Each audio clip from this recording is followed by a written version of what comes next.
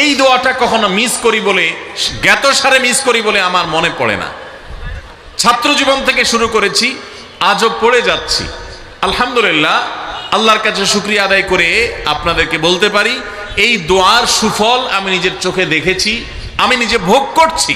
এজন্য আপনাদেরকে আমি বলতে চাই, বিবাহিত হন কিংবা অবিবাহিত হন, আপনার দাম্পত্য জীবনের সুখের জন্য সর্বপ্রথম এবং প্রধান করণীয় হলো এই দোয়া। এর বাইরে আরো সাধারণভাবে আল্লাহ তাআলার কাছে দোয়া করতে থাকা, যেন আল্লাহ তাআলা আপনাকে এমন একজন জীবন সঙ্গী দেন। মা বোনরা দোয়া করবেন জীবন সঙ্গী, আপনারা দোয়া করবেন এমন যেন জীবন সঙ্গিনী দেন, যে জীবন সঙ্গী আপনার চোখ জুড়ানোর মতো হবে। দেখুন, আল্লাহর ভাষা এমন যে এই ভাষা তো অলৌকিক, এটাতে কোনো মানুষের ভাষা নয়। দোয়ার ভাষ্য লক্ষ্য করেন, আল্লাহ শিক্ষা দিচ্ছেন আমাদেরকে, রব্বানা হাবলানা মিন আজওয়াজিনা ওয়া যুররিয়াতিনা কুররাতা আয়ুন।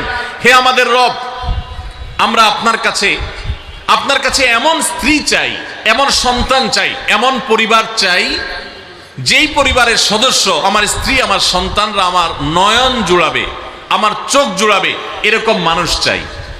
একটু ভাষাটা লক্ষ্য করুন। আমরা সাধারণত দোয়া করলে কি চাই? আমরা এক একটা দিক চাই। ধরুন, আপনার স্ত্রী মাশাআল্লাহ অনেক সুন্দরী, অপূর্ব সুন্দরী, তিনি আল্লাহ তাআলা তাকে অনেক রূপ লাবণ্য দিয়েছেন, কিন্তু তার যদি চরিত্রটা খারাপ হয়, তাহলে এই স্ত্রীকে আপনার নয়ন জুড়াবে, চোখ জুড়াবে, চক্ষু শীতলকারী হবে? আপনার স্ত্রীর চরিত্র ভালো, দেখতে শুনতেও মাশাআল্লাহ সুন্দর, কিন্তু পড়ালেখা নাই, বুদ্ধিশুদ্ধি নাই, একটু বেকুব কিসিমের, তাহলে কি আপনার চোখ জুড়াবে? ভালো লাগবে? আপনার স্ত্রী শিক্ষা দীক্ষাও আছে, জ্ঞান গরিমায় মাশাআল্লাহ তিনি ভালো, রিচ, সমৃদ্ধ, আবার চেহারা সুন্দর, আবার তার মধ্যে তার চরিত্রের সমস্যা নেই, কিন্তু সমস্যা কি?